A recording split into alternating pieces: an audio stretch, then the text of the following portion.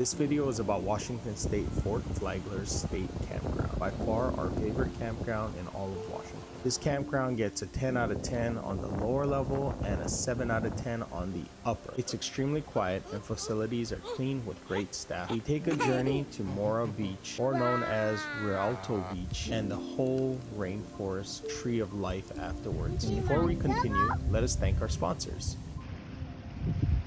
Just kidding, we don't have any. The main reason we camp is to ensure my daughter Lillian gets out in nature and enjoys being a kid. We all know you're only a kid Where once, is it? so it's very important to allow them to What's explore there? and take a step back and stop trying to push them to grow so quickly. Lillian had some anxiety in the past when she was younger, about 2 with a split household, and I noticed on her very first camping trip, all the problems just seemed to go away. This got me to take her out as much as physically possible and ensure that we are comfortable in all weather. For instance, we use a diesel heater. It always comes in clutch on those cold nights. When a fire band is in place, we have a propane fire pit. Watch our camp review. Until then, I hope you enjoy.